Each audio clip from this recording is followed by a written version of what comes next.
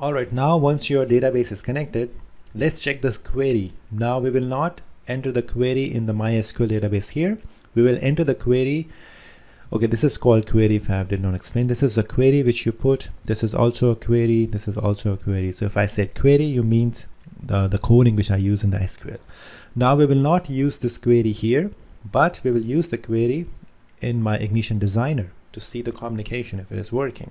Okay, so the quickest way to check if the queries are working, you have to go to Tools and then you go to Database Query Browser. Open this one. Okay, let it be full screen. Now here you will see no default database set for this project. So here you go to your default and select database CAC. You will see this name automatically because we have defined this in our window in here. That's why you see that in the designer automatically. Now that's your data, and if I open it more, there are more tables listed which are defined by SCADA software itself. So don't worry about this, just focus on your data. And if you want, you can also refresh it. So let's see the first query. And the easiest way to have query is, okay, let me see. There must be some syntax here. Otherwise, you may have to write it. No, okay, maybe in the other versions I use. So I will use select star from sys.data. This is my first query. Execute, and you will see this table here. Now this is the table which is coming from here. I select data, this table. If I show you the select, this is the same table.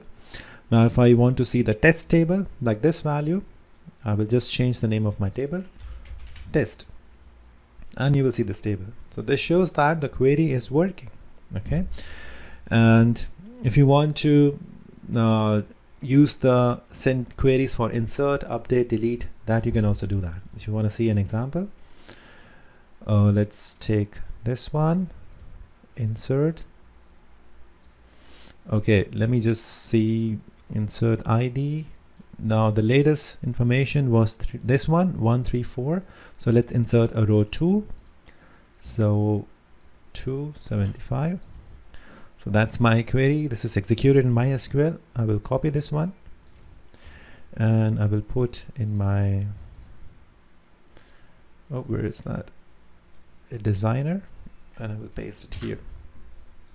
So this time we know that the ID is filled up to 4. So let's take 5.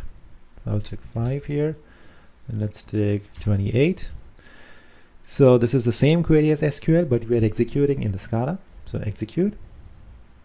Oh, there is some problem. Cannot run this function when in the read mode. Okay, we have to change the mode. From here you can see this is read only. So let's take read write and execute again. Oh, there is some error. Insert into ID price. Oh wait, this will not come. This you need to check. Should not be here.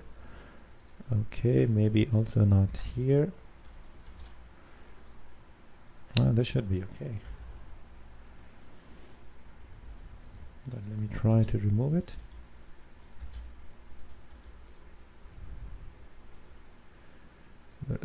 Insert into test ID price.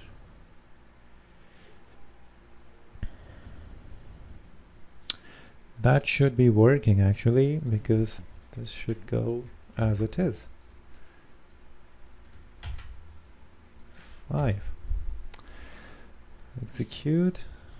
Okay,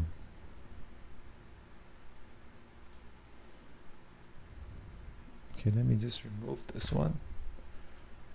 Okay, this does not take 2 queries at the same time. So this has added, it says row affected is 1. So let's add it to 6 and maybe 45 and execute. It also say row affected 1. Now we will select our query, and here you can see the history of the queries you have used. So I can just quickly use this one, select from data. Oh, sorry, the test. So you've seen that the 5 and 6 is added. So this is just a way to show you that you can test your connection from MySQL and the Ignition SCADA. And this window is open from Tool, database query browser. And here you just have to write the same syntax as your MySQL syntax. So basically, the SCADA software is pushing these queries where it is pushing to the local host with the port address 3306. So basically, this software is communicating to Ignition SCADA software via local host and the port address. That's the important thing. That's how they're communicating with each other, with a port address. Okay, so this was how you can just check the queries whether they're working between the SCADA and your MySQL. All right, in the next video we will use this information, this table information, and create some graphics. Okay, we'll create some tables, some charts, some bar charts, and we can also create some pie charts using this information. So we have this table ready, 1 2 3 4 5 6. We will use the 6 values and create different charts. All right, so I'll see you in the next video.